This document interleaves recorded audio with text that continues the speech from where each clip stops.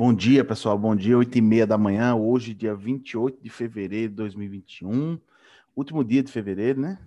É 28 esse ano? É, né? É isso mesmo, tá certo. Atordoado. Bom dia, meus amigos. Muito bom estar aqui com todos vocês. Obrigado mais uma vez por estar aqui nesse estudo.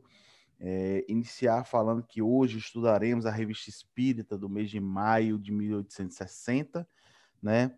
E dos temas desse mês serão abordados hoje os temas palestras familiares de Além Túmulo, pelo Itamar, variedades, pelo Marcos, e ditados espontâneos e dissertações espíritas, por mim, Anderson Matos, certo? Então, convido a todos para a gente fazer uma prece de abertura, fechar os olhos e direcionar os nossos pensamentos a Deus, agradecendo primeiramente pela oportunidade, Senhor, de estarmos aqui reunidos, dialogando e pedindo a presença dos nossos anjos guardiões, que eles possam estar conosco. Pedimos também, Senhor, a presença dos bons espíritos, aqueles que possam nos auxiliar nesse estudo, e pedimos que, se for do nosso merecimento, afaste de nós os maus espíritos, para que eles interfiram o mínimo possível em nós e que nossa compreensão seja limitada apenas pelo nosso estágio evolutivo, né? E para que esse estudo flua da melhor forma possível. Obrigado, Senhor, pela oportunidade. Que seja um ótimo manhã de estudo para todos nós. Que assim seja. Então é isso, pessoal. Eu vou começar passando já a bola para Itamar. Itamar, meu amigo, você que vai falar sobre palestras familiares de Além Túmulo. 15 minutos para você, tá bom? Fique à vontade, meu amigo. Seu áudio tá fechado, tá bom?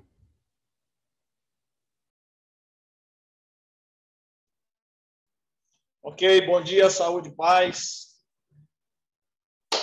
É uma alegria muito grande poder participar de mais um estudo, né? E logo no início fazer um comentário de como a gente vai percebendo ao longo do tempo do papel da Revista Espírita na construção do Espiritismo. Muito, muito, muito claro isso cada vez mais. E vamos relembrar a cronologia. Janeiro de 18 de abril de 1857, lançamento da primeira edição do Livro dos Espíritos, né? Depois, aí, em 1858, Instruções Práticas, Revista Espírita, a fundação da Sociedade Parisiense. 1860, março, Kardec lançou a segunda edição do Livro dos Espíritos. Então, nós estamos em maio, já foi lançada a segunda edição do Livro dos Espíritos. Veja como essa informação, vocês vão entender por quê.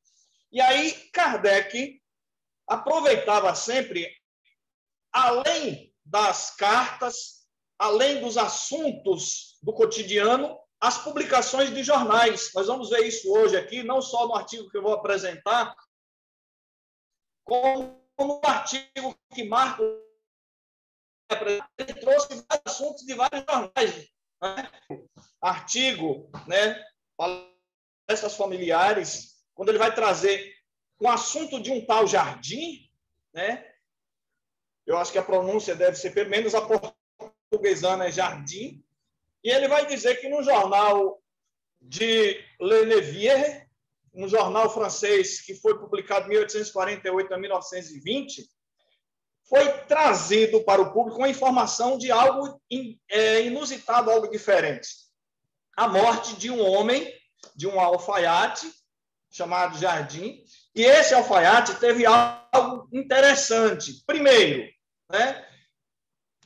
é que quando esse alfaiate morreu, que foi retirada a roupa, observou-se que tinha preso ao corpo um saco, um objeto de couro, e dentro desse objeto de couro, quando os médicos cortaram, tinha uma mão seca, tinha a mão de um corpo humano seca que estava em cima do seu coração. E aí, conversando com a família, a filha revelou que ele era viúvo, tinha 5 anos que era viúvo, e tinha o costume de ir para um oratório, que é um genuflexório, né? Que ele tinha em casa, sem fazer oração, e dizia à filha: quando eu morrer, o que tiver aqui dentro, você bota no chão. E quando foram observar que tinha um esqueleto humano que era o da esposa. Por isso é que Kardec achou algo diferente, interessante, né? Que além do esqueleto, tinha também essa mão que estava presa ao corpo, uma mão seca. É aí que eu vou precisar da ajuda do meu amigo psicanalista Robertinho Nestante. Esse cabra, se fosse hoje, a gente dizia que era doido. Né? Dizia, é um cara maluco, guarda os ossos dentro de casa, guarda uma mão, é o peito. Esse cara não é normal. Kardec, muito sabido e aproveitando os fatos da época, evoca o espírito. Evoca o espírito dele para querer saber. Né? E aí, logo, faz a evocação, conversa, e as respostas são coisas interessantes. Primeiro, Kardec vai buscar assuntos similares com o espiritismo. Esse cabra teve um pressentimento. Kardec, na pergunta 4, vai questionar. Como tivesse um pressentimento da morte? Olha aí, veja o assunto, não era por acaso as perguntas. Então, o pressentimento, ele vai dizer que realmente tinha tido esse pressentimento. Aí ele vai buscar a questão da mulher. Ora, veja a questão da ligação do espírito depois da morte. Vossa mulher estava sempre ao vosso lado? E aí ele vai afirmar, ela não me deixava. Aí fala sobre os restos mortais. Se os restos mortais eram a causa da presença da mulher, aí ele vai dizer que não tinha nada a ver, nada a ver. Ele acreditava, mas a atração, na pergunta 7, ele vai dizer, então o pensamento não é o mais poderoso, ou seja, já vem trazer outra informação que está inserida nas obras espíritas, o pensamento como sendo a atração dos espíritos. Na pergunta 9, ela vem trazer justamente algo interessante, que é a consciência, tivesse a consciência de si mesmo. Kardec quer saber, e aí? Quando você morreu, você teve consciência? Aí ele vai dizer, ao cabo de algum tempo. Na pergunta 11, Kardec vai questionar, não só para ele, como vocês vão ver lá na frente, a mesma pergunta para o outro espírito. Tendes lembrança de vossas existências precedentes? Ele diz sim. Então, quer dizer, não era um espírito tão atrasado, tinha um nível de consciência. E ainda diz, na última fui um camponês. A pergunta 13, Kardec fez essa pergunta durante a construção da revista espírita, do início até o final, porque ele queria saber a condição do espírito. Sois felizes como espírito? Quer dizer, o estado dele depois que desencarna. E aí vem a resposta, né? Não se pode mais... Deveis compreender, quer dizer, o espírito não define realmente a resposta. Mas aí vem a questão 14, que explica essa condição dele. Né? Aí ele vai dizer, podeis definir vossa felicidade atual e vos dizer a causa, quer dizer, como é que você está no mundo espiritual? Está feliz? E qual foi a causa disso? Aí a resposta, eu não deveria ter necessidade de dizê-lo, mas aí ele vai dizer, eu amava e sentia falta de um espírito querido. Amava a esposa. Aí ele ainda diz, amava a Deus, era honesto e encontrei o que me faltava. Aí vem a revelação da sua condição espiritual. Então, esta questão aí, desse primeiro espírito, é muito interessante, mas nós vamos passar para o segundo artigo, que eu considero de uma importância enorme. Quanto tempo aí, Anderson? Eu me organizar aqui. 8 minutos. Beleza. No segundo artigo, uma convulsionária, veja bem, Kardec, primeiro, nós vamos ver no boletim, publicado no mês de maio, que a gente não escolheu, mas se a gente observar, Kardec vai fazer na sessão, o relato da sessão de 27 de abril de 1850, o relato da sessão de abril de 1860, exatamente o boletim, e ele vai dizer, no item 6, né, a leitura de uma evocação particular feita pelo senhor Allan Kardec, de uma das principais convulsionárias de Saint-Médard, falecida em 1830, e em presença de sua própria filha, que constatou a identidade do espírito evocado sobre vários aspectos da evocação em um alto grau de ensino. E confere o interesse particular à circunstância que foi feita. Ou seja, no boletim de maio, ele publicou dizendo que ia publicar esta mensagem. E se a gente observar bem, né, Kardec já tratou de assuntos similares sobre funcionários, como ele já tinha lançado o Livro dos Espíritos em março, ele vai tratar nas perguntas 481 e 483 do Livro dos Espíritos sobre convulsionários.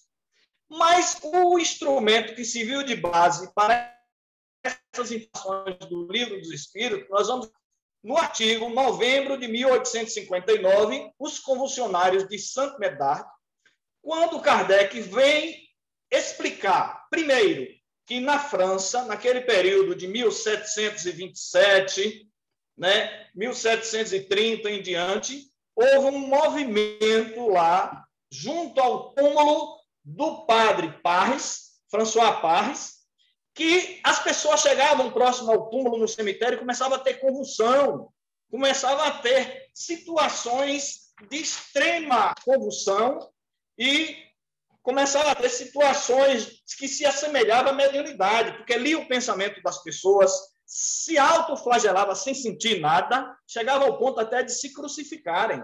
E foi algo tão terrível naquele período que as autoridades em 27 de janeiro de 1732 proibiu aquilo. Proibiu aquelas atividades e chegou ao ponto aí de causar um impacto muito grande na sociedade francesa. O que foi que Kardec fez naquela época? Vamos evocar esse espírito. Evoca o espírito do diácono para saber, né, a condição. Mas antes da evocação, Kardec vai dizer, olha, esses fenômenos estranhos dos convulsionários tinham a faculdade de resistir a pancadas no corpo, que se sentiu esmagados, de falar línguas ignoradas, um jeito interessante da inteligência, faculdade até de ler o pensamento, e insensibilidade física produzida pelo êxtase em várias e várias situações. Aí evoca o espírito. Pergunta número 2 do artigo de novembro.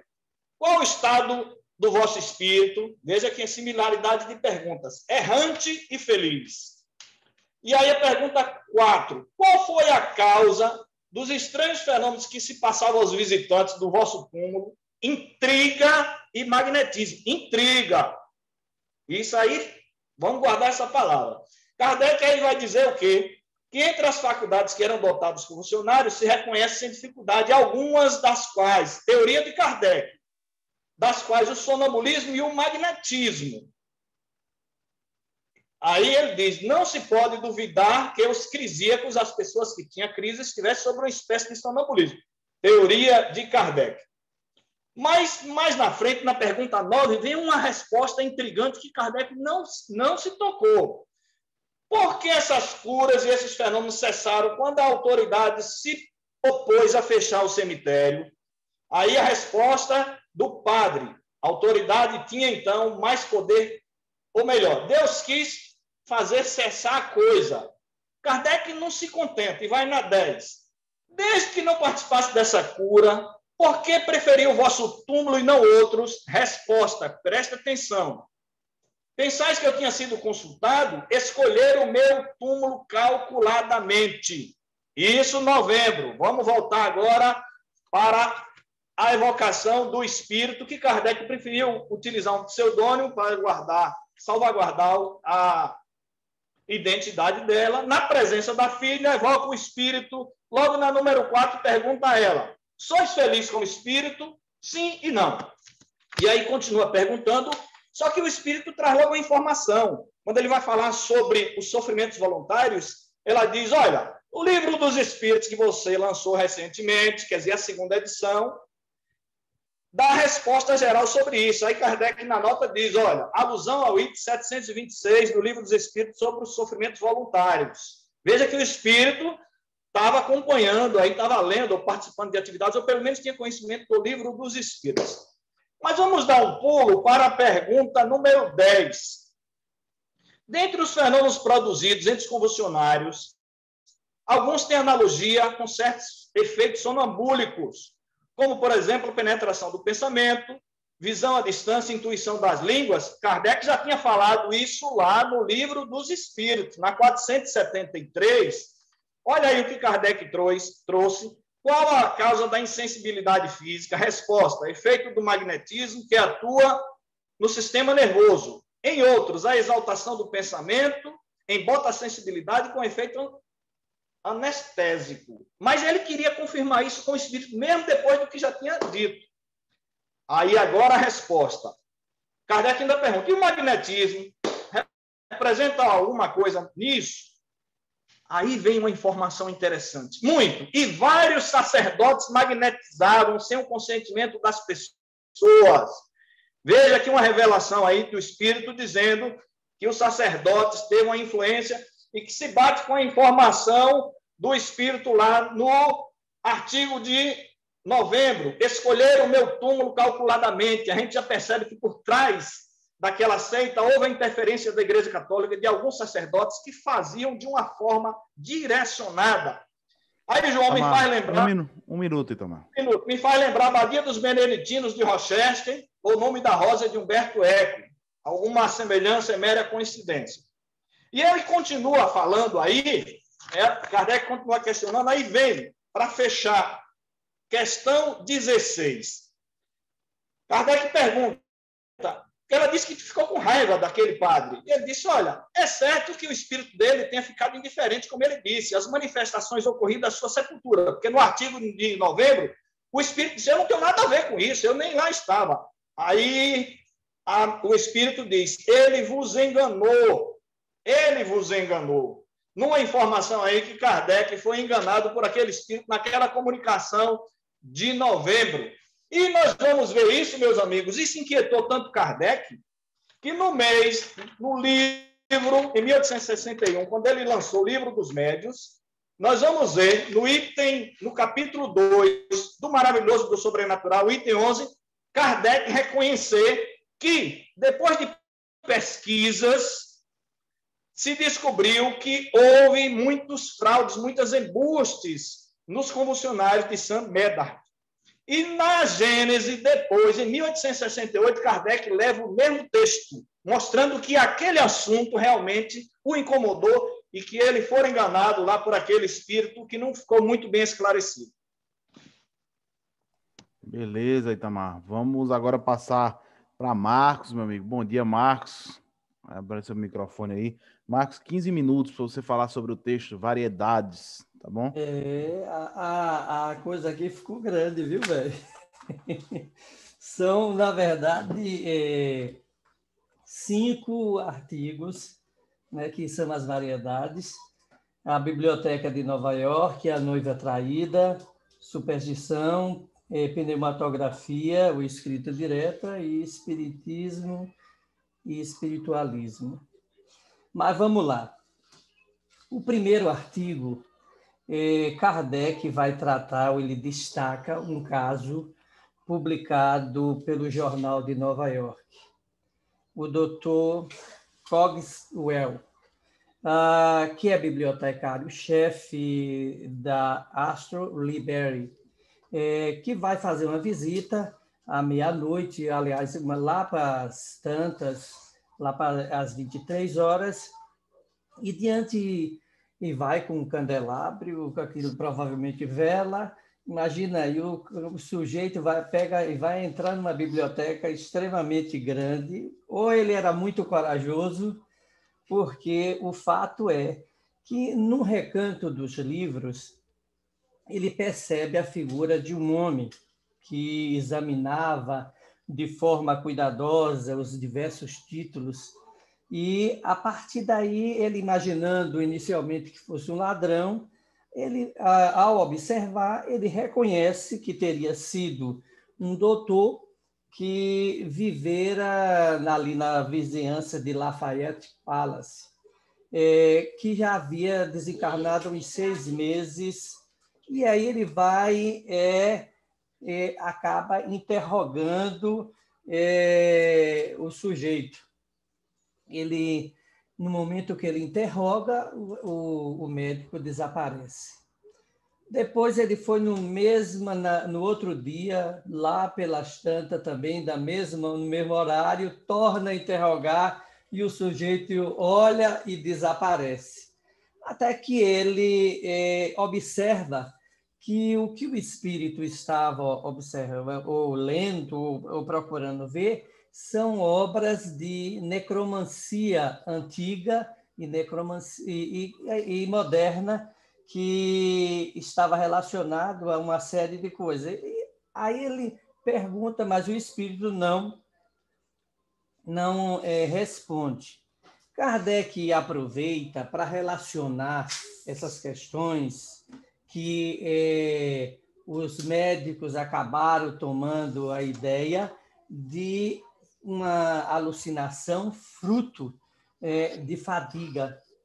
Então, aí Kardec ele começa a observar as evidências dos fatos e perceber que essas evidências elas batiam. Se fosse alucinação, como é que isso poderia ocorrer no momento em que aprazado, que seria 23 horas, e estava ali?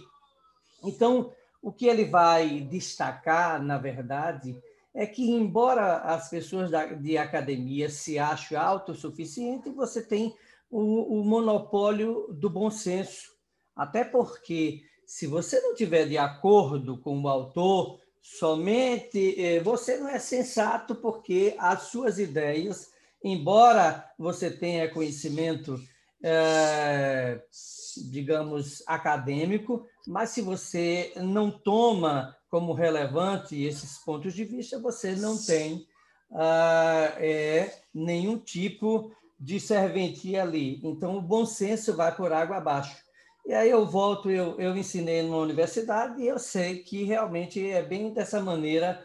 Existe aqueles que monopolizam o saber e que, a partir daí, acham ou acreditam que sabem mais do que os outros. Se você não pensa como eles, não vai fazer falta, ou você está fora dessa questão. O que eu gostaria de destacar é que Kardec aproveita para fazer esse estudo no Livro dos Médiuns, na segunda parte, que é das manifestações espíritas visuais, porque isso vai comprovar, através do bom senso, que aquilo não representa tão somente uma alucinação, mas a preexistência de uma inteligência que se encontra no mundo espiritual e que, portanto, sobrevive à morte do corpo. Também ele vai falar no ensaio da teoria sobre as aparições. O outro ponto é da noiva traída. Isso foi reportagem na Gazeta del Teatre, em 14 de março de 1860. O sujeito estava lá no amor, fora do normal, recíproco, de casamento marcado, e o noivo certamente conhece uma outra mulher e entra nesses arrastamentos. A noiva, desesperada, chorosa, automaticamente vai e se envenena e entra na casa do sujeito e vai lá e acaba falecendo. E o rapaz, tomado por um processo de remorso, né, desde o momento fatal, começa a observar que, na hora do jantar, ele estava lá e aparecia uma mulher cadavérica, com uma expressão extremamente ameaçadora, e ele começa a sofrer todo esse processo dessas visões, desse processo obsessivo.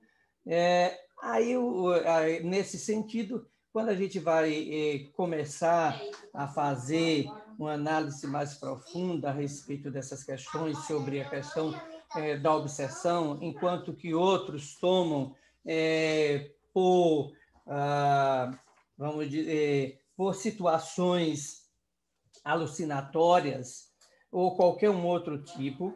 Então, vale aqui dizer que, nesse momento, um amigo dele, que era médico, que tinha estudado, que tinha visto todas essas questões, ele vai lá, olha para o rapaz e ele tem uma ideia. Já que isso deve ser uma alucinação, eu vou fazer o seguinte, eu vou pegar e vou fazer com que, naquele momento, eu possa trazer um esqueleto, botou lá no anexo, tal, e botou, e no momento de jantar, vai lá e traz o esqueleto através de um mecanismo. Eu lembrei até daqueles fenômenos que, aliás, que os estudantes gostam de pregar na vida das pessoas para fazer medo. E aí vem e traz o esqueleto. E ele simplesmente, atordoado, cheio de terror, ele acaba exclamando: já não basta um, são dois agora, e aí definitivamente cai morto. Kardec, para poder fazer essas considerações, ele diz assim: se as pessoas tivessem, se o facultativo tivesse conhecimento da doutrina espírita, o espiritismo certamente teria ajudado a dar um meio eficaz para essas questões, porque não basta fazer ou levar em consideração esses processos alucinatórios, mas talvez de que maneira isso poderia se suceder? Através de um processo de evocação, já que a moça nutria um amor profundo por esse rapaz, deveria se falar com o espírito e automaticamente resolver essas questões, porque isso deveria, através da evocação, sanar o problema e o rapaz estaria vivo, dando prosseguimento à sua existência. Ao contrário,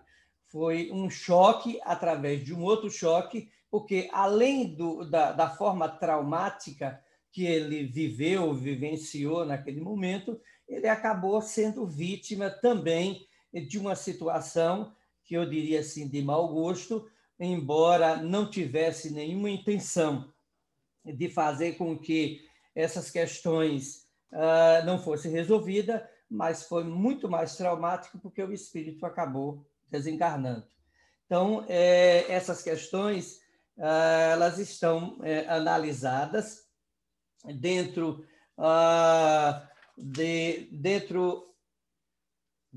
do... Quer ver? Deixa eu ver aqui que eu não me perdi. Deixa eu ver. Teoria da Nuvem. No Livro dos Médiuns, na primeira parte, e Livro dos Espíritos, segunda parte, do mundo espírita e das manifestações espíritas, da questão da obsessão e aqui também dos sistemas de alucinação. Kardec deixa claro sobre essas questões quando vai pontuar essas perspectivas. O outro seria a questão da superstição. O povo, eles geralmente, de um modo geral, as pessoas não querem a verdade, as pessoas precisam de âncoras ou suporte para poder tentar estabelecer algumas ideias e dar crença àquilo que seria mais comum.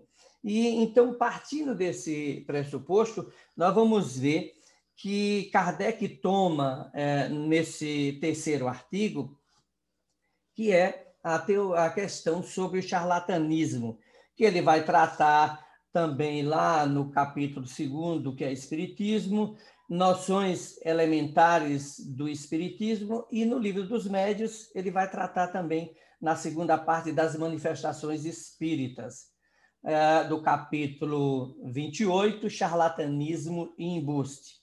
Também no Livro dos Espíritos, Introdução ao Estudo da Doutrina Espírita. Ocorre que o senhor Félix N., que era um jardineiro dos arredores de Orleans, ele começou a desenvolver uma faculdade e aí as pessoas que acreditavam para trazer o número da sorte. Se as pessoas tivessem bom senso, certamente não iria comprar essa ideia. Porque se o sujeito tinha a possibilidade de adivinhar hoje para a gente os números da loteria, certamente eu não dividiria com você, viu, Roberto? Mas eu logo tomaria isso e tentaria jogar. Aí ele começou a fazer esse jogo através do número de sorte em sorteios, mediante 60 francos. Você me paga os 60 francos, eu te digo que você precisa rezar não sei quantos Pai Nosso, quantas Ave Marias, e eu faço a minha parte aqui para que você, no dia, fique acordado, não durma, mas que tenha a resposta desse encantamento.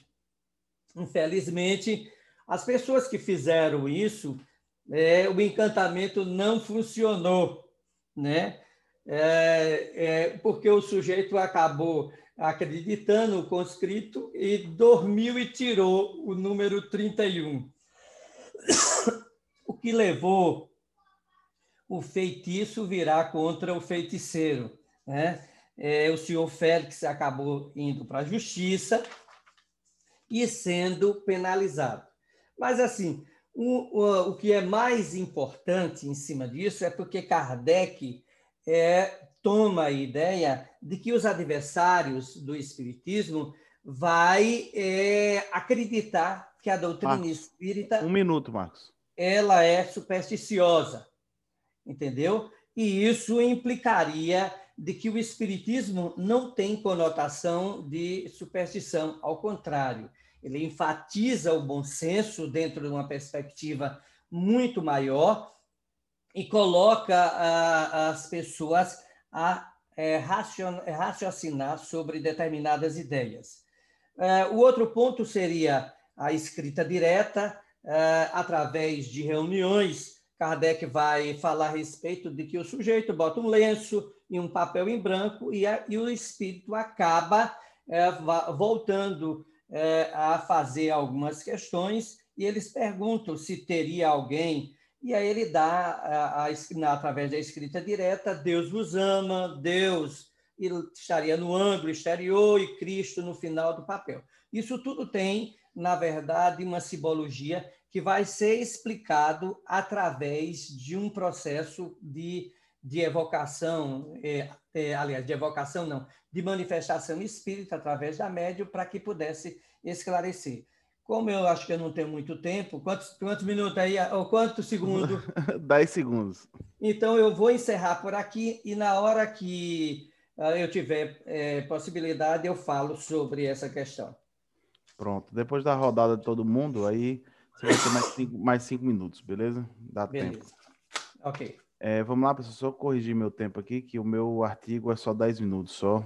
Deixa eu só botar o cronômetro aqui para eu não me passar. Pronto, tá valendo. Então, vamos lá, pessoal. Eu fiquei com a parte dos ditados espontâneos, dissertações espíritas, né, que está no mês de maio de 1860. São 3 ditados. Eu vou começar de trás para frente, do terceiro para o primeiro, por ordem, que para mim, Anderson, me parece mais importante, certo? Não quer dizer que todo mundo tem que concordar. Então, eu vou começar do último para o primeiro, certo? No último ditado, que está intitulado como Os Médiuns, né? A gente tem algumas informações bem interessantes aí dentro do texto, certo? Eu não vou ler o texto todo, lógico, gente, apesar de não ser muito grande, mas a gente tem que ir no cerne da questão, né? Ele, no primeiro parágrafo, lá no meio, ele vai dizer o seguinte: a bondade de Deus, olha que interessante, a bondade de Deus estender-se-á sobre vós, e sempre nossos anjos da guarda vos ajudarão. Olha que interessante, sabe por quê? A palavra nossos. Eu já vi muito debate dentro do meio espírita, falando que só quem tem anjo guardião é espírito encarnado, que espírito desencarnado não tem anjo guardião. E o espírito está ditando e ele fala nossos anjos da guarda. Então, né, fica naquela ideia, fica aí a reflexão. Não vou dizer que ponto Kardec vai chegar sobre essa questão dos anjos da guarda, porque a gente está evoluindo o pensamento de Kardec, né? Mas guardem essa informação, porque é um ditado, não é universalidade. É a opinião do espírito que está ditando, aqui no caso, Joana d'Arc. Mas é interessante, inclusive, isso vai para o livro dos médiuns, certo? Esse texto, tá? E aí ele vai contar, vai dizer assim, nossos anjos da guarda vos ajudarão com seus conselhos e vos preservarão contra a influência dos maus espíritos.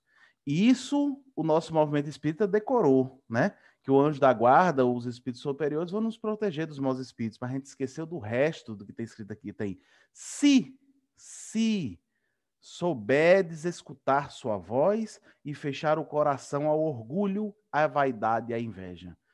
O que a gente mais vê, infelizmente, é muito espírito achando que porque que é o bambambam, ou que é isso, ou que é aquilo, ou porque se evocar espírito A, B ou C, ninguém encosta em mim, vai ter uma rede de proteção e não, nada acontece comigo, eu sou intocável, não preciso avaliar, vamos dizer, as comunicações de Itamar Muritiba, porque ele é um cara que é intocável, porque o espírito que o protege não deixaria nenhum espírito influenciar. Se, gente, não vamos esquecer disso, tá? Se sempre inicia com a gente, é a autonomia. Nós precisamos nos conectar com esses espíritos para que eles possam nos ajudar. Mas lá na frente, ele vai dizer assim, as faculdades de que desfrutam os médiuns, lhes atrai... ele não, ela, né, que é Joana d'Arc. As faculdades de que desfrutam os médiuns lhes atraem elogios dos homens, felicitações, adulação, eis o escolho. Esses mesmos médiuns que deveriam ter sempre na memória a sua incapacidade primitiva, a esquecem. Fazem mais. Qual é a incapacidade primitiva, gente? Vamos lembrar que Kardec falou lá atrás, já que nas revistas a gente já estudou bastante. É que o fenômeno mediúnico só acontece se tiver espíritos. A gente não faz, ou seja, você pode até ter a mediunidade, mas se não tiver a vontade de Deus e não tiver espíritos para se manifestar, não tem. Então é a nossa incapacidade primitiva. Não é porque você é médium que obrigatoriamente você vai dar comunicação, né? E aí ele vai contar e vai dizer assim, fazem mais. O que só devem a Deus atribuem ao seu próprio mérito. O que acontece então? Os bons espíritos os abandonam. E aí mais na frente ele vai dizer, quanto mais capazes, mais são levados a considerar sua faculdade um mérito, até que, enfim, para os punir, Deus lhes retira o dom que apenas lhes pode ser fatal. E veja, Deus lhe retira o dom e que apenas lhes pode ser fatal. E por que fatal? Quem está ditando é Joana d'Arc, gente. E a gente precisa lembrar da história de Joana d'Arc na guerra, né? Todo mundo aqui acredita que todo mundo conheça, pelo menos um pouco, né? Mas que ela recebia todas aquelas inspirações, né? Que vinha, enfim, não sei exatamente que espírito dava essas inspirações para ela, mas as questões da estratégia, do que fazer, de como fazer, se ia para a guerra, se não ia, se ficava quieta. E já no final, né, ela para de receber essas orientações e ela resolve, não lembro mais direito, tem um tempo, tem já alguns anos que eu estudei sobre a história de Joana d'Arc, mas eu lembro que ela resolve ir e tal, e acaba, vamos dizer, que nem diz no Nordeste, se lascando, né? Mas porque, ou seja, no caso dela, ela, veja que é ela ditando, né? Quando Deus se retira essa faculdade, ela pode ser fatal, que foi o caso dela, né? Ela acabou, por final, perdendo a vida dela, né? Mas veja, essa informaçãozinha é interessante porque ela vai ser levada para o Livro dos Médiuns depois, lá no capítulo 18. Não exatamente esse texto aqui, mas a gente vai lembrar lá no item 220 do Livro dos Médiuns, que vai falar da suspensão da mediunidade. Vê que aqui que ela fala que Deus, por punição, retira a mediunidade. Não é essa a conclusão que Kardec vai trazer no Livro dos Médiuns, apesar de ter o nome de suspensão, né, da mediunidade, mas ele vai explicar como isso acontece, que na verdade a suspensão é aparente, mas eu não vou adentrar nisso porque é assunto mais para frente. E um pouco mais na frente ela vai dizer assim, lembrai-vos de que sem o apoio do vosso divino mestre, vós, que tendes a felicidade de servir de intermediários entre os espíritos e os homens, sereis punidos, tanto mais severamente quanto mais favorecidos, se não tiverdes aproveitado a luz, né? Esse texto ele é bem interessante e essa comunicação inteira ela foi para o Livro dos Médiuns, está lá no capítulo 16, nas dissertações espíritas, no item 12. É exatamente essa comunicação de Joana d'Arc, está lá no Livro dos Médiuns, tá, gente? No capítulo 31, perdão, capítulo 31, dissertações espíritas, no item 12. É exatamente essa comunicação. Deixa eu ver quanto tempo eu tenho, deixa eu ver se dá para eu falar da segunda ou da primeira. Eu vou falar da primeira e eu deixo a segunda para falar, que para mim é a mais interessante, eu deixo para falar no próximo tempo. A primeira comunicação é uma comunicação trivial, que vai falar sobre a classificação dos espíritos, né? E, enfim, o Espírito traz algumas coisas que a gente já sabe, mas que nunca é demais reforçar, né? Ele vai dizer que escuta os espíritos elevados, sobretudo guardando de não os conferir com que procuram impor-se, com uma linguagem mais pretensiosa do que profunda. Não mistures os teus pensamentos com os deles, né? É algo que a gente vem batendo bastante aqui, que Kardec fala muito nas revistas, que os espíritos falam muito, né? A gente ter esse cuidado, não atribuir tudo aos espíritos, de fazer a avaliação daquilo que a gente fala, né? Daquilo que o médium transmite, porque tem a influência dele, e depois da sua influência, tem a classe do espírito que está se comunicando, né? E vai variar, né? A gente sabe disso. Mas na frente ele vai dizer: não confundas de conjunto todos os espíritos, eles são de ordens bem diferentes. Há sobre a Terra uma multidão de indivíduos cuja inteligência não se assemelha. Alguns de entre eles parecem aproximar-se dos animais, mais dos animais do que do homem, ao passo que outros de tal modo superiores que se é tanto a dizer que se aproximam de Deus. Lógico que ela foi hiperbólica aí, né? O espírito foi hiperbólico aí, né? Que ele usou uma referência extrema, mas para que a gente entendesse, né?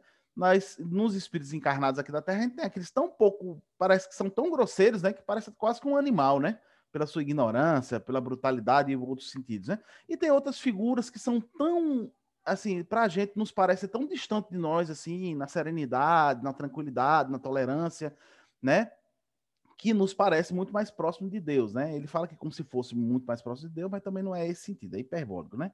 Então ele vai dizer mais na frente: então, seja qual for a diversidade das inteligências na raça humana, convence de que tal diversidade é infinitamente maior ainda entre os espíritos. E isso, para mim, é um ponto mais importante do texto, porque a gente se prende à classificação, e a gente não pode esquecer que nós aqui estudamos essa classificação, não só como ela está no livro dos espíritos, mas estudamos ela mais a fundo aqui, lá em 1858, lembram?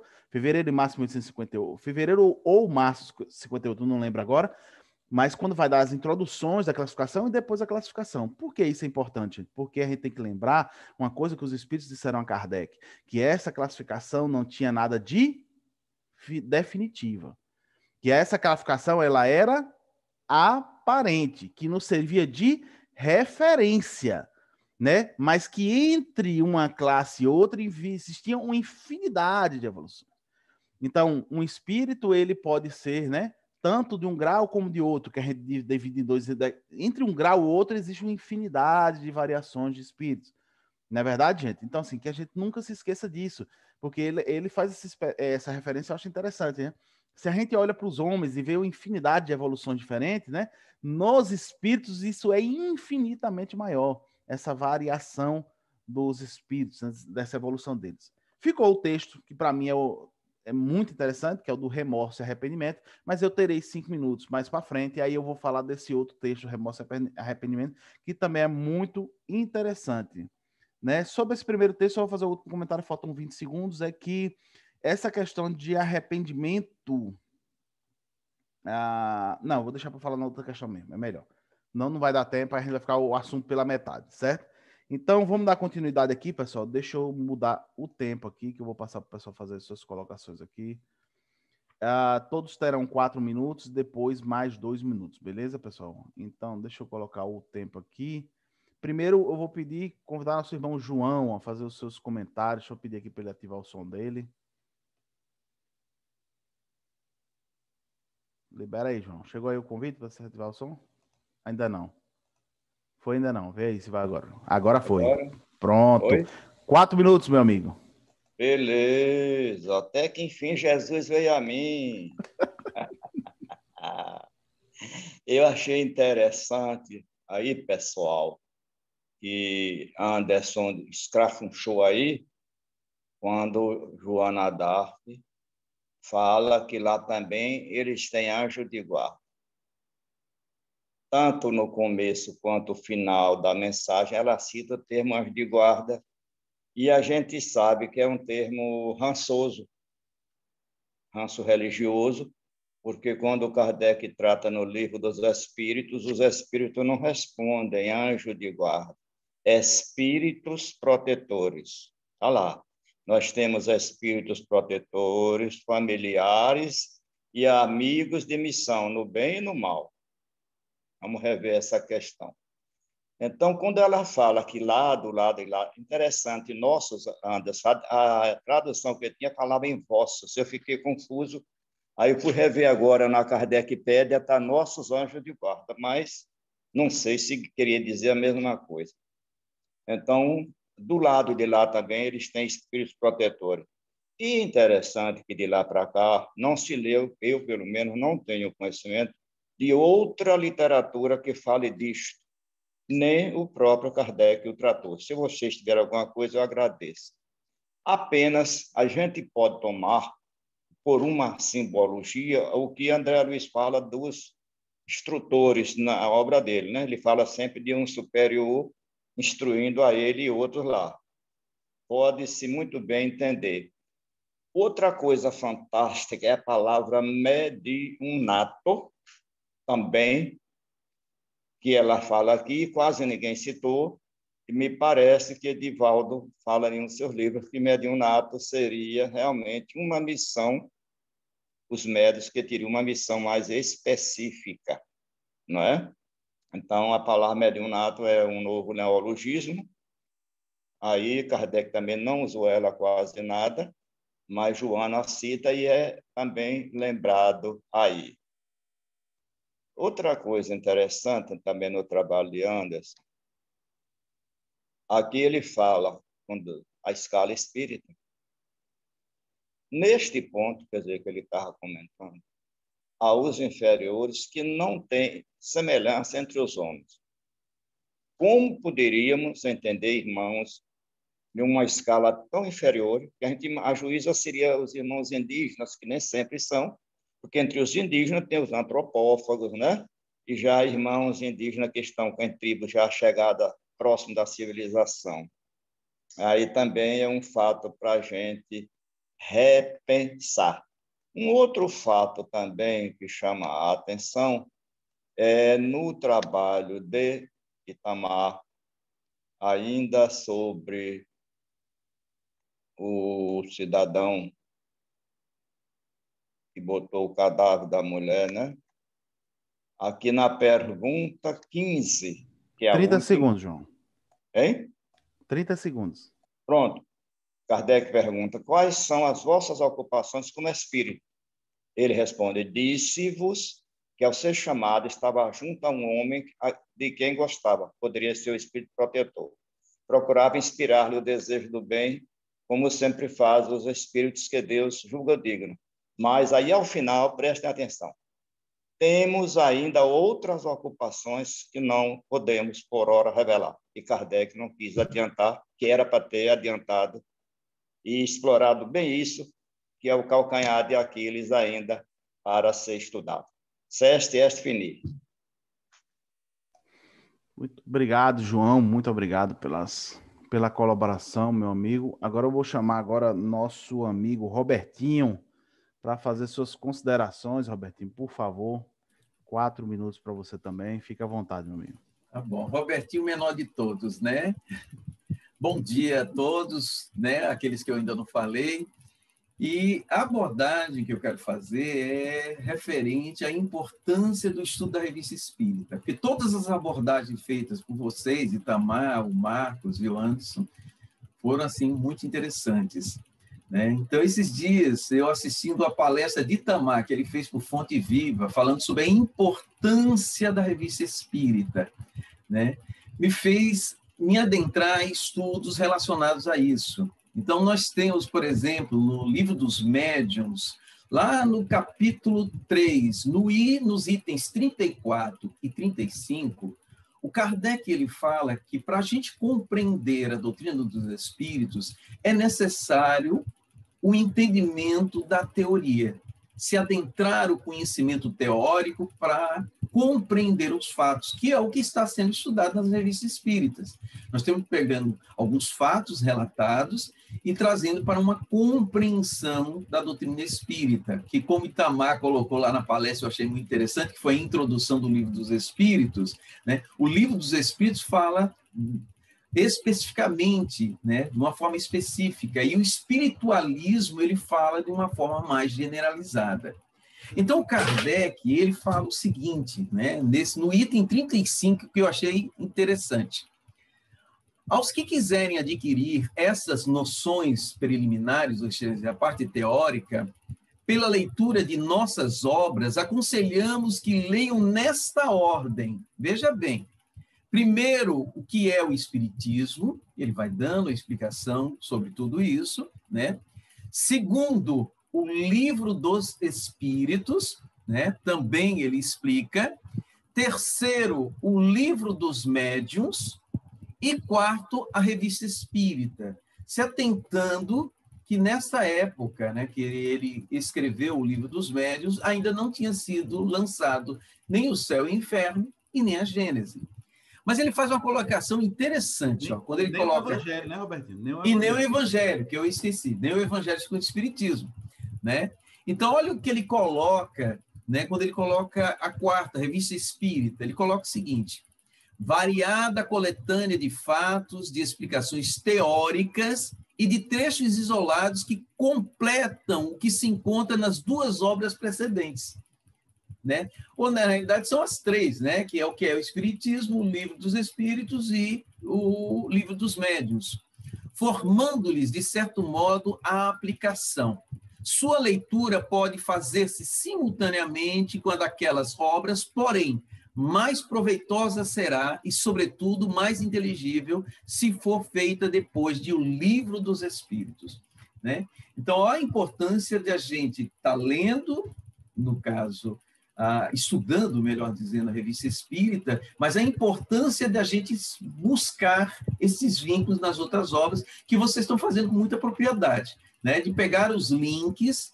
Ou seja, a gente está estudando sobre determinada coisa e buscar o link lá com as obras de Kardec para maior compreensão.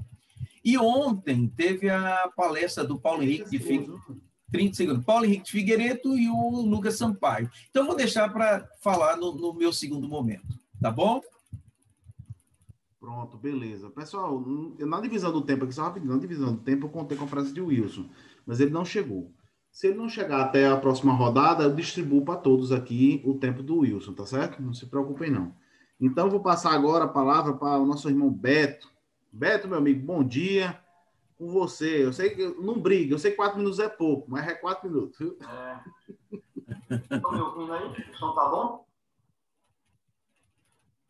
Tá bom o som? Mais ou menos. Então vamos tá ouvindo, lá. João? Pronto, João tá ouvindo, tá beleza. João fica no celular, mas tá beleza. Bom, o caso é o seguinte. Eu fiz minhas anotações, mas achei interessante aqui algumas coisas que falaram aí, não é? No caso de Itamar aqui, desse rapaz aí, deixa eu ver aqui. Já perdi meu tempo. Eu fiz aqui algumas anotações. É o seguinte, interessante nessa aí da biblioteca aí, que Itamar falou. Não, vou começar aqui. Vou começar pela segunda aí. Quando fala que o Marcos falou aí que das ideias preconcebidas, e a gente encontra muito na universidade, realmente. Mas a gente encontra também dentro da casa espírita. A gente tem que ter muito cuidado. A gente, às vezes, quer impor que a nossa ideia é aquela, e a gente tem que tomar muito cuidado com isso.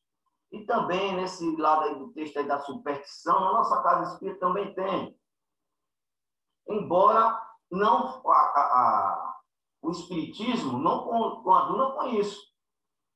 Mas, pela minha andança aí, até hoje, eu já vi casa espírita dizer, eu anotei aqui, ó, que não se deve comer comidas africanas. Eu fiz uma palestra sobre isso. Caruru que atrai espíritos inferiores. Pelo amor de Deus, gente, vamos parar com essa besteira. Também, certas músicas, eu já fui na casa espírita que só faz a mediúnica com música da Ave Maria. Isso é uma superstição. A gente tem que tomar cuidado com essas coisas. A outra coisa, ainda por incrível que pareça, ainda existe isso, o branco e o preto, que atrai espíritos inferiores, superiores.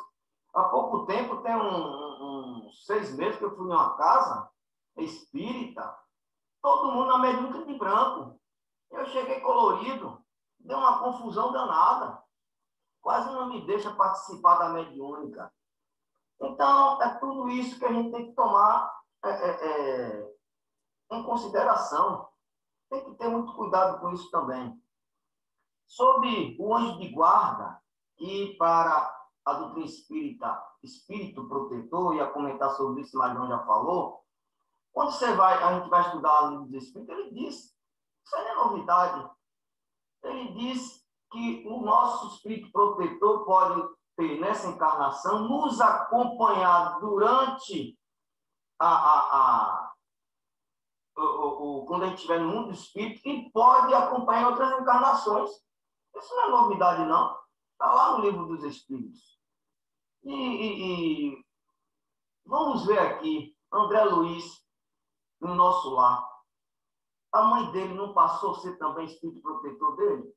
Não foi ela que resgatou lá? Então, muitas coisas que a gente tem que levar em consideração. 30 segundos, meu amigo. Certo. Sobre a mediunidade aqui, ele diz que o escolho é o elogio que nós fazemos com os médios, a bajulação. Também contrário. Também contrário. Quando a gente degrada o médium, quando a gente dá preferência apenas ao médium principal, às pessoas, isso também vai fazendo com que ela vá se degradando e pode também se sintonizar com os espíritos inferiores que trabalham desânimo. E sobre espírito e espiritualismo aí, que vai ser falado também, a gente tem que tomar muito cuidado com isso aí. Eu vou falar na próxima. Beleza, beleza. Fred, meu amigo, 4 minutos. Bom dia a todos. No texto que Itamar colocou, lá nas palestras familiares, eu vou ficar só no da convulsionária, já que o do trabalhador lá do tabaco e anteriormente alfaiate. Não achei muito interessante a comentar nada, não. Nesse do convulsionário, lá no final tem uma coisa interessante que ela diz, esse espírito, né? Dentre as coisas que ela falou lá, ela pede a Kardec que a chame de grande mestra. É interessante, né? Parece ser um título voltado a discípulos da maçonaria, né? Mas no texto inteiro, ela não se identifica como maçom, né? Então, eu achei interessante ela pedir para ser chamada de grande mestra, que nos remete a essa questão do maçonarismo, né? Bem interessante mesmo.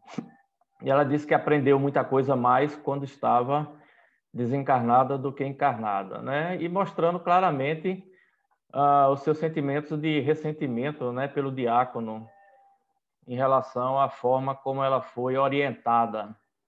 Então, esse grande mestre, para mim, parece ter mais relação com a maçonaria do que a própria condição de evolução dela, né? No texto que a Anderson colocou, nos 2 textos que ele trouxe, bastante interessante também, onde fala essa classificação, né, de espíritos, principalmente no primeiro texto, na ordem dos espíritos, que a gente observa, e Anderson colocou muito bem, de que do ponto de vista espiritual, isso pode ser muito mais ampliado do que está na doutrina espírita que nós conhecemos, pela infinitude, né, de espíritos e diversas condições que existem nas diversas dimensões espirituais, né?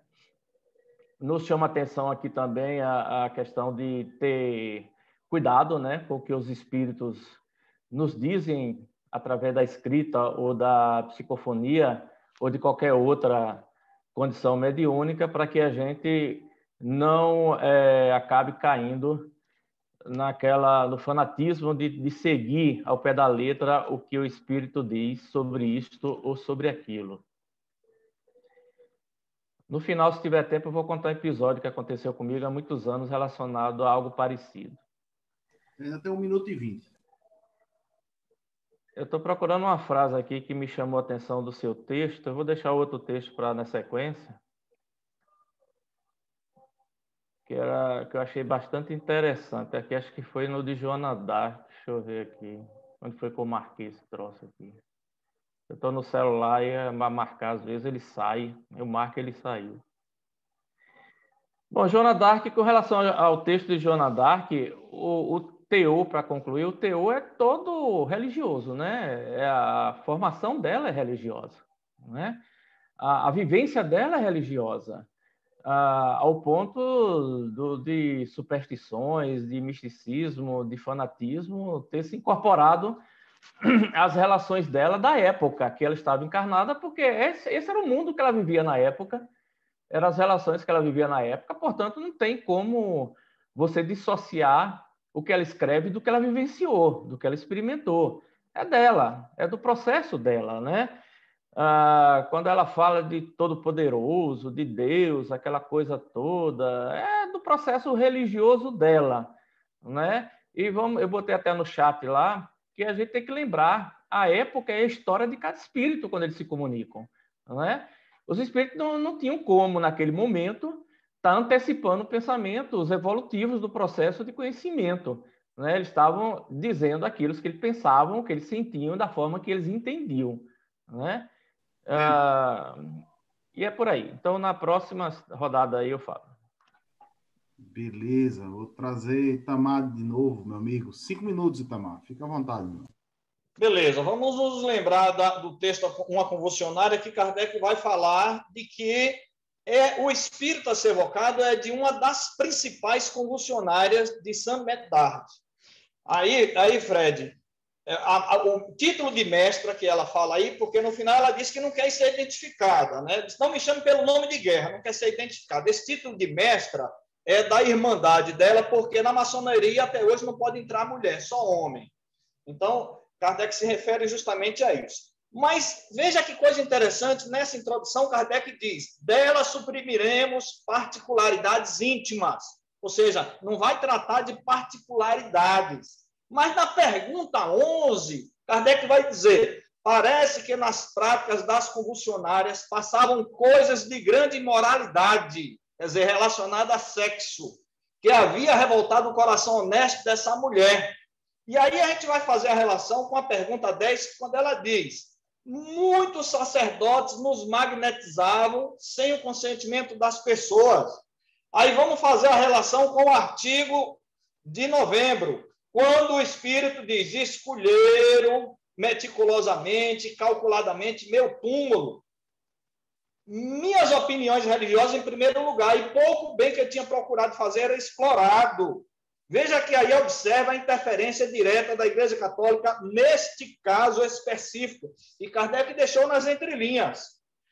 Só que, aí eu vou reforçar, Kardec percebeu, quando ela diz, você foi enganado pelo Espírito, porque na pergunta 16, o Espírito, a convulsionária, vai dizer, o Espírito Pares lhe enganou lá. Na 16 ele diz, é certo que o Espírito dele tenha ficado indiferente, como ele disse, as manifestações ocorridas, porque lá, pergunta 6 dos convulsionários de novembro, participaste diretamente como espírito? Kardec perguntando ao sacerdote, ele disse, nem de leve. Ela disse, você foi enganado. Ele participou e ainda participa. Na 17, assim ele excitava o zelo fanático, ela diz, sim, e ainda o faz, quer dizer, fez naquele período e ainda faz até hoje. Veja que coisa interessante. É aí no livro dos médiuns, quando Kardec vai reconhecer e depois encasquetou tanto Kardec que depois de 1861, quando ele produziu esse texto no livro dos médiuns, ele leva depois para a Gênese, em 1868. Está lá, na Gênese, no capítulo 13, item 11.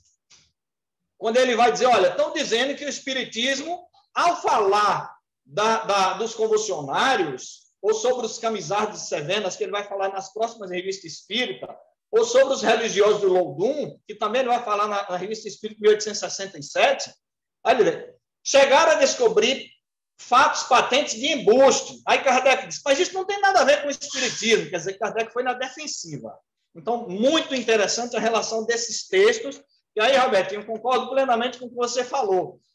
penetrando na revista Espírita e fazendo esse link, essa ligação com as obras, a gente passa a clarear. E Paulo Henrique Figueiredo, ontem, na palestra, disse uma coisa interessante. Falando sobre os estudos espíritas de pesquisa, ele disse, a meta é saber pesquisar. Então, muito interessante. E aí, como a meta é saber pesquisar, Anderson, vou fazer um comentário sobre os médiuns de Joana d'Arc. Na palestra, você lembra que eu falei quando eu respondi uma pergunta de uma pessoa sobre os médiuns. E aí, foi em cima disso, né? Os elogios, as adulações, as felicitações, isso tudo em si por orgulho e a vaidade. E leva à divulgação de mensagens, como está sendo feito na atualidade, mensagens sem análise crítica, sem observação. Todo mundo batendo palma num bocado de mensagem aí, né, de médiuns famosos com incoerências doutrinárias. Por quê? Olha o que diz aí. Inclusive, Joana d'Arc diz, esses mesmos médiuns que deveriam ter sempre na memória a sua incapacidade primitiva. Ou seja, sem os espíritos, o médium não vale nada, não faz nada. Então, eu achei interessante esse texto, esse artigo de Joana d'Arc, para a gente analisar. Elogios, adulações, felicitações, sim, são escolhas para a mediunidade. Porque, senão, meus amigos, balbal, quando a gente pensa que não, as psicografias passam a ser muito mais animismo e muito mais relação com espíritos pseudo-sábios do que com espíritos que supostamente assinam como A, B, C ou D. Tenho dito. Beleza, Itamar. Ótimas colocações. Todo mundo tá de... Rapaz, vocês estão demais, vocês estão show demais. Marcos, meu amigo. Cadê tu? Ah, tá ali. Sumiu para mim a imagem aqui. Marcos, 5 minutos, meu amigo. Retomando aí o que Beto fez algumas colocações, daqui a pouco eu volto sobre a questão da escrita direta. Kardec ele toma como propósito e ele diz assim: portanto, como temos dito muitas vezes, o estudo sério do Espiritismo tende a destruir as crenças realmente supersticiosas. Na maioria das crenças populares há sempre um fundo de verdade, mas desnaturado, amplificado. São os acessórios, as falsas apreciações que, a bem dizer, constitui a superstição. Assim, os contos de fada e os dos gênios repousam sobre as ideias da existência dos espíritos bons ou maus. Importante aqui colocar que Kardec ele toma como referência a perspectiva do aprofundamento da doutrina espírita para que nós possamos ter noção do que nós estamos falando, do que nós estamos analisando na sua diversidade, porque a fenomenologia espírita é algo assim extraordinário e ele abrange os diversos campos psíquicos e que a gente precisa tomar como referência o bom senso que Kardec coloca em suas obras, seja no estudo constante da doutrina espírita ou no dia a dia que a gente vai vivenciar. No quarto ponto, que Kardec toma aqui como o artigo, ele vai falar a respeito da escrita direta ou da pneumatografia. Aí ele vai falar a respeito de um certo senhor X, que é ilustre literato, e mais a senhorita Werth, que eles fazem reuniões a respeito das manifestações espíritas e principalmente a respeito dessa questão da escrita direta. Coloca um papel em branco dobrado em 4 e ele, simultaneamente, ele acaba marcando de uma forma imperceptível para evitar fraude, o lógico de tudo isso, e, consequentemente, pelo fato de que ele provavelmente não acreditaria muito e pede provas que realmente os espíritos viessem a fazer naquele exato momento. Durante um determinado período, ali com o lenço em cima, a médium certamente pega de um lado e o fenômeno se dá. O que ocorre é que lá está escrito, Deus vos ama. Mas, assim, o que mais me chamou a atenção é quando o espírito de Shain vai fazer as suas colocações, e ele diz assim, ele acaba chamando, porque a médium também queria saber a respeito dessas questões, porque no ângulo estava, no ângulo exterior estava Deus, e no final do papel Jesus Cristo, e outros fenômenos que se deram em torno do próprio idioma que a médium não conhecia. Aí o espírito vem e faz essa relação, que eu achei interessante. Ele se está presente, ele está... porque fizeste em cor vermelha para vos pedir fé. Eu nada poderia escrever, mas muito logo, dei-vos um sinal simbólico.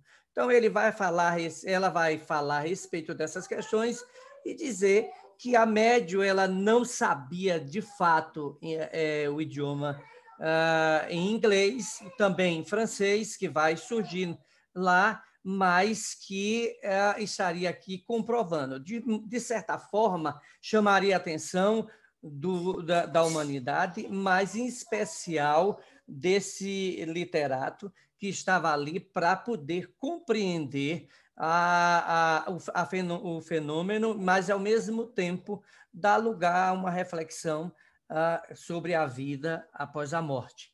Então, que é o que vai, de certa forma, encerrar essas questões. Isso está no Livro dos Médiuns, no capítulo 12 da Pneumatografia e na Revista Espírita de agosto de 1859. Acabou. Beleza, deixa eu botar meu tempo aqui. Pessoal, o primeiro ponto. João levantou uma questão bem interessante sobre mediunato, né? E criou-se de certa forma, eu adorei você trazer isso, João, porque criou-se um certo mito dentro do espiritismo, né? Quase que um debate, né? Como se Divaldo e Joana tivessem inventado um termo novo que não existe, né? E aí eu vou para esse livro abandonado pelo espiritismo, infelizmente, Instruções Práticas sobre Manifestações Espíritas. A gente abandonou ele porque ele foi substituído pelo Livro dos Médiuns. Mas a gente esquece que tem coisas aqui que não foi para o Livro dos Médiuns. Um deles é o vocabulário espírita. E daqui, ó. Aqui, ó. Mediunato. Tá vendo aqui? Mediunato. Tá aqui. O que é mediunato? Missão providencial dos médiuns. Esta palavra foi criada pelos espíritos. E logo depois Kardec define mediunidade. Aí ele vai dar aquela definição que vai ter lá no Livro dos Médiuns, né? Mediunidade é mediunidade é a faculdade, quase a totalidade das pessoas possui, umas mais, outras menos, de sentir a influência ou seja a comunicação. Ou seja, mediunidade é mediunidade. Mediunato é a missão, ou seja, nem todo médium tem mediunidade. Mas no movimento espírita brasileiro a gente juntou tudo, né? Mediunidade tem que ser missão e é quase que um castigo para todo mundo, né? Porque infelizmente é assim que a gente vê. Olha que Kardec não traz assim, viu? Então, João, tá lá nas Instruções Práticas, Kardec concorda com Joana e com Divaldo, certo? Tá lá nas Instruções Práticas. Vamos dar continuidade, gente, que ficou o segundo texto, que é muito bom. Ele tem uma referência fantástica. Remorso e arrependimento. O texto não é grande, mas não dá para ler o texto todo, porque tem algumas reflexões profundas, eu vou tentar fazer aqui. Ele vai dizer assim, amai-vos sempre, lá no meio do texto, né? Amai-vos sempre uns aos outros, como irmãos. Prestai-vos mútuo auxílio, e que o amor do próximo não vos seja uma palavra vazia de sentido. E aí ele vai aprofundar. Vai dizer, lembrai-vos de que a caridade é a mais bela das virtudes, e que de todas é a mais agradável a Deus. Isso está no Livro dos Médiuns, né? A caridade desinteressada é a maior virtude de todos. Está no Livro dos Médiuns, né? Aí ele vai dizer, não só da caridade que dá óbulo ao infeliz, mas dessa que se compadece das misérias dos nossos irmãos, que vos faz partilhar de suas dores morais, aliviar o fardo que os oprime, a fim de lhes tornar a dor menos viva e a vida mais fácil. Ou seja, é uma vez que ele fala, mais uma vez que os Espíritos falam de caridade, numa abrangência muito grande, né? Mas aqui que entra a parte mais profunda do assunto para mim. Lembrai-vos de que o arrependimento sincero obtém o perdão. O perdão? O que é o perdão para o movimento espírita? Vamos lá para o Céu e Inferno? Céu e Inferno, capítulo 7, Código Penal da Vida Futura, item 16. O arrependimento é o primeiro passo para a melhoria, mas ele só não basta. É preciso ainda expiação e reparação. Arrependimento, expiação e reparação são as 3 condições necessárias para apagar os traços de uma falta e sua consequência. O arrependimento abranda as dores da expiação. O arrependimento abranda as dores da expiação, no que traz a esperança e prepara os caminhos da reabilitação. Mas unicamente a reparação pode anular o efeito, em destruindo as causas. Aí olha o que Kardec grifa no final. O perdão seria uma graça e não uma anulação. Mas a gente continua, muitas vezes, no movimento espírita, falando a mesma visão católica do perdão. Como se você me perdoasse, isso me isentasse de qualquer erro que eu fiz. Então eu fiz uma besteira com o Beto, Beto me perdoou, então tá tudo tranquilo, eu não vou mais refletir sobre o assunto nem nada. O perdão é uma graça. O perdão que Beto me dá faz bem principalmente a ele mesmo, que me perdoou, que se livrou desse sentimento, dessa dor. E faz bem para mim também, porque ele também não vai vibrar mais, vamos dizer assim, né? Negativamente, não vai me desejar o mal, não me quer o mal, nem nada. Mas a minha reparação pertence a mim. Vamos voltar lá para o texto? Veja só. Lembrai-vos de que o arrependimento sincero obtém um perdão de todas as faltas, tão grande é a bondade de Deus. Ou seja, se você se arrepende, Deus te perdoa. Se eu me arrependo, Deus me perdoa. Mas me perdoa por quê? Me perdoa porque Ele é bom. E esse perdão não apagou as minhas faltas. Eu ainda vou ter que expiar, vou ter que reparar aquilo que eu fiz de errado. Mas não porque Deus me empurra o dedo e diz, você vai sofrer, você vai ser castigado, mas porque minha própria consciência vai fazer isso comigo. Será? Vamos ver o que ele continua no texto. Ele vai dizer, o remorso nada tem em comum com arrependimento. O remorso, meus irmãos, já é um prelúdio do castigo. Castigo dado por quem? Deus bota o remorso na sua mente? Não. Quem é que faz você ficar com remorso? Você mesmo. E veja, é um prelúdio do castigo, da mudança, que você impôs a você mesmo. Vê, entendeu? O remorso, meus irmãos, já é o prelúdio do castigo. O arrependimento, a caridade, a fé vos conduzirão à felicidade, reservadas aos bons espíritos. O texto é muito bom. Se a gente for desmiuçar, sai muita coisa interessante. Então, é isso. As colocações que eu tinha para fazer. E deixa eu passar aqui para o próximo. João, meu amigo. Deixa eu pedir aqui para o João liberar o áudio dele de novo, que eu tinha fechado o áudio dele. Pronto, João. João, meu amigo, vou redistribuir o tempo aqui de Wilson, que não chegou. Então, 3 minutos e meio, beleza? Tá bom, vai lá que seja. A questão do perdão, Anderson. O povo ainda não entende Deus. Como que Deus vai ter perdão e nem raiva? Deus não perdoa ninguém. Se ele não tem ódio, Deus apenas ama.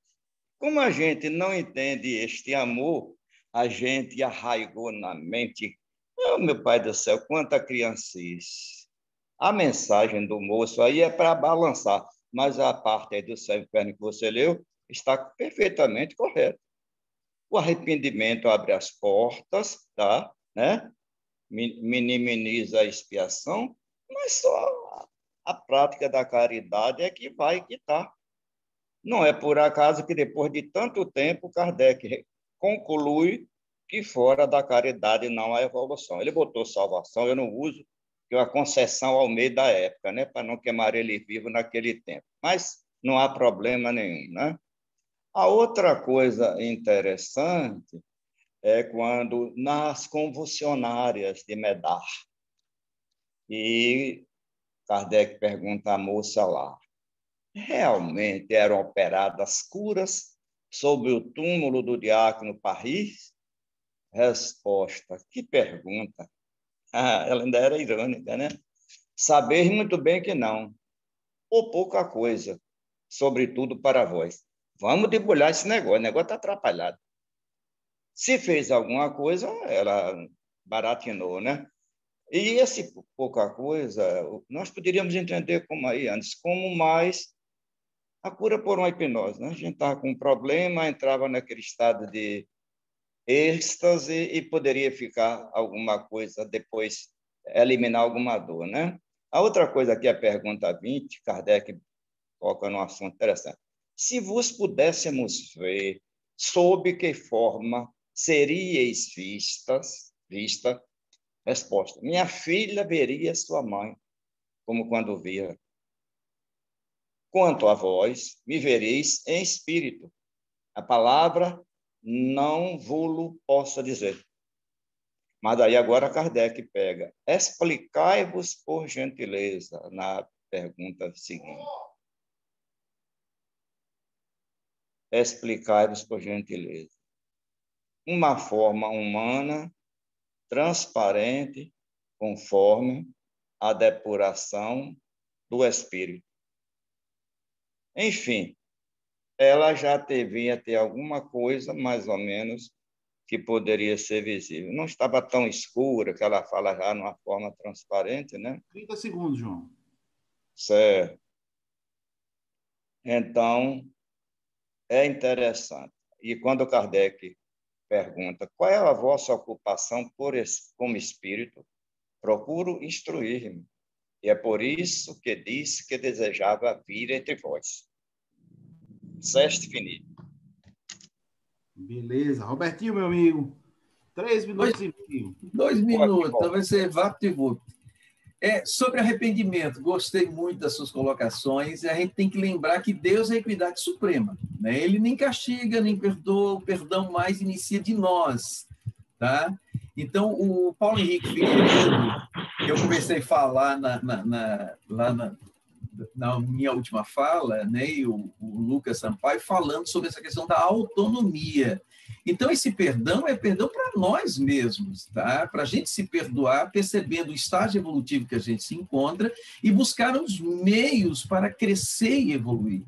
Então, vejam como está sendo importante a gente ter um melhor entendimento da doutrina espírita, se aprofundar nesse conhecimento trazido por Kardec, onde não se falava nisso, a gente trazia conceitos de outros princípios religiosos, de outras doutrinas, incorporando dentro da doutrina, como a questão do karma. Então, a gente traz esse conceito impregnado em nós, né? Tudo que a gente fizer de errado, a gente vai sofrer as consequências, que vai ter que pagar por isso. E o propósito não é esse. O propósito é, em cada oportunidade reencarnatória, a gente evoluir.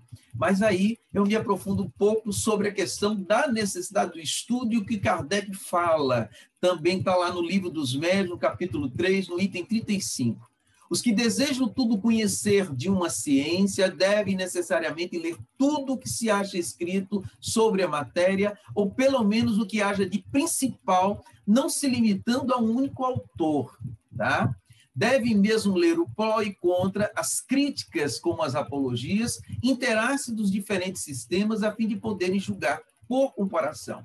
E aí eu me lembro, né, foi a segunda live que a gente fez de estudos, né, que o Anderson, ele fez o comentário da bibliografia sugerida por Kardec, onde ele fala de livros que falam contra a doutrina espírita.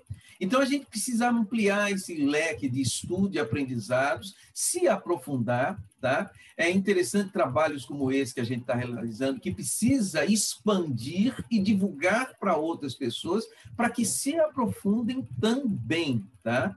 Para que a gente comece a desconstruir determinados conceitos equivocados que a gente tenha, entre eles, de que a gente está aqui no mundo para sofrer. Todos nós temos esse conceito, né? Eu vim aqui, estou sofrendo porque eu atirei pedra na cruz, e hoje a gente está vendo que as nossas dores, sofrimentos, provas e expiações são solicitações nossas. Está lá na questão 258 do Livro dos Espíritos. Nós pedimos para passar por essas experiências porque entendemos que, através dela, nós vamos ter uma ascensão espiritual. Porque a percepção nossa no plano espiritual é diferente da nossa percepção no mundo físico, quando ainda na matéria, tá?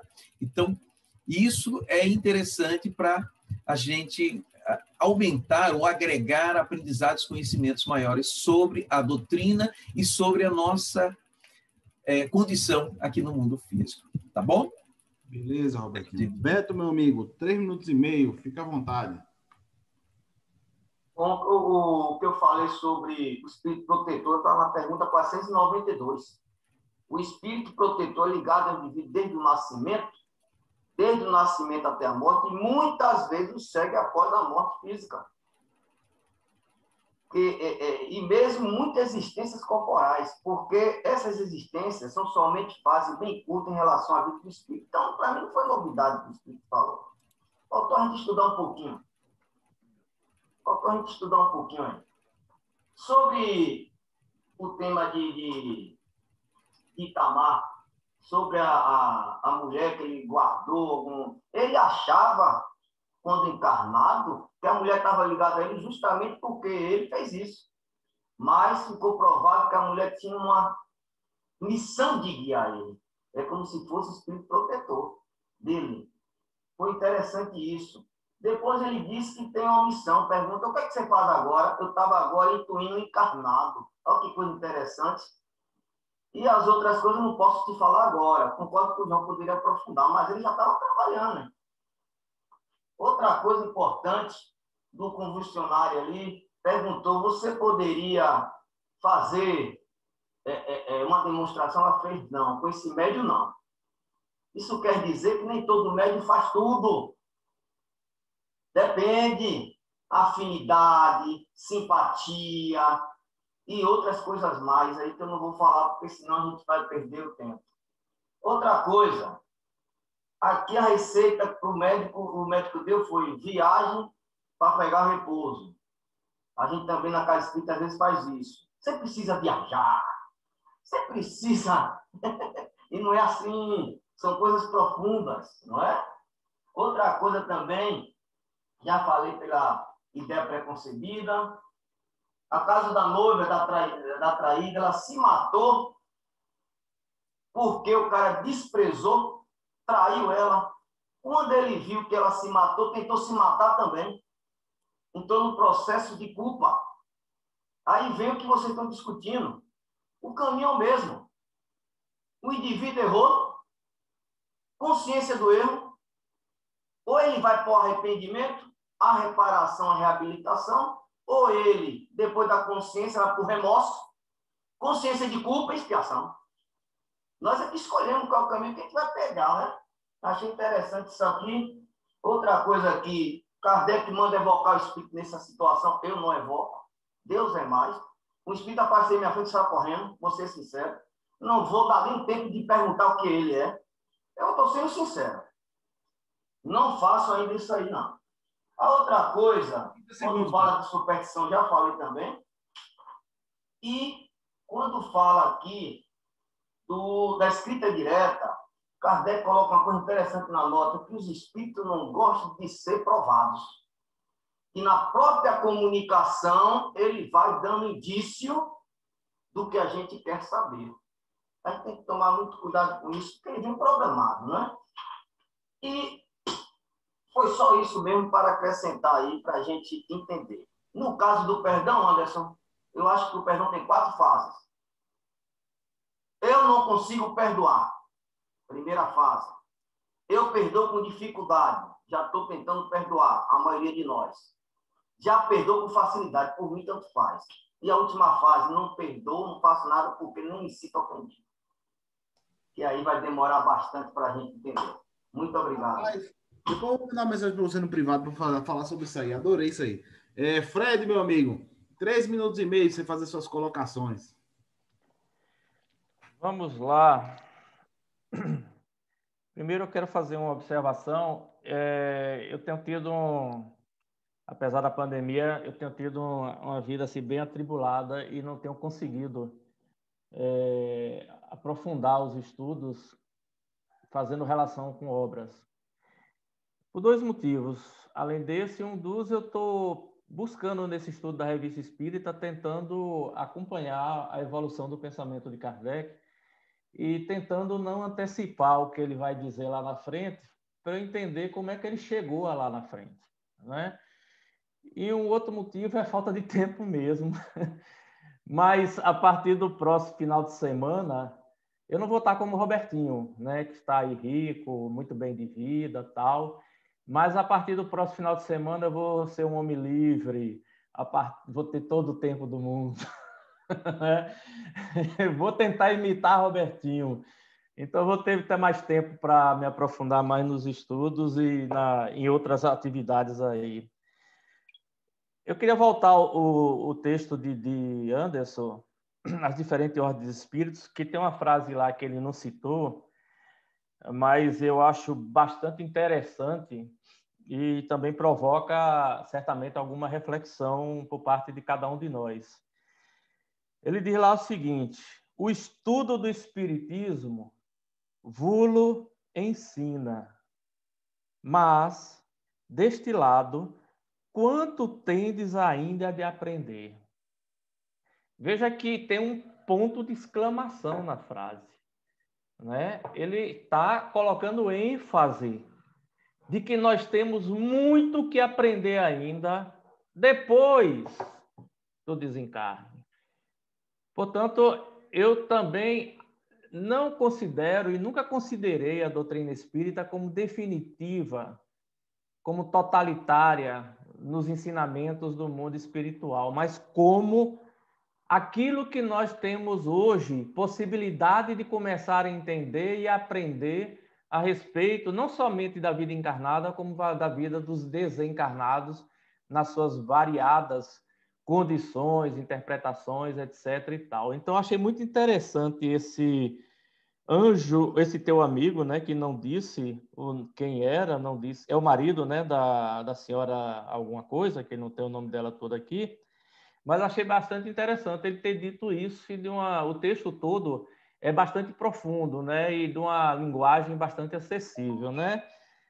É bem interessante mesmo.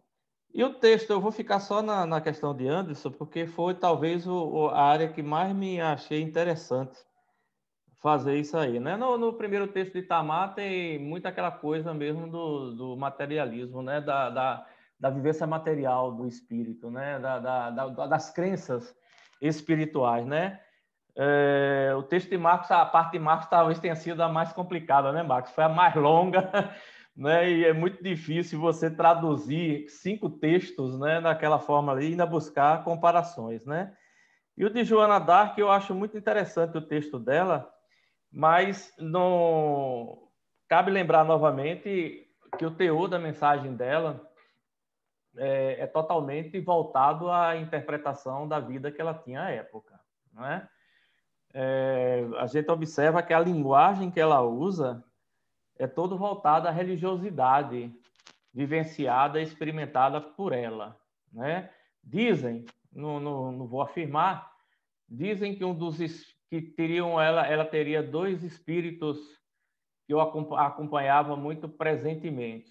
Uma é aquele espírito que nós conhecemos depois, com o advento da doutrina espírita de espírito da verdade, né? Dizem. E o outro seria Luís XIV, né? Enfim, seriam espíritos que estariam mentorando, tem essa palavra, Anderson? Mentorando ou guiando a Joana d'Arc, né? Então, eu gosto muito dela, eu gosto muito da história dela, dos escritos dela, para concluir, mas eu sempre leio e interpreto as mensagens dela baseado na formação religiosa dela da época. Beleza. Fred, já que você está empolgado falando aí, eu vou pedir você fazer nossa prece de encerramento, pode ser? Eu fui o último mesmo, né?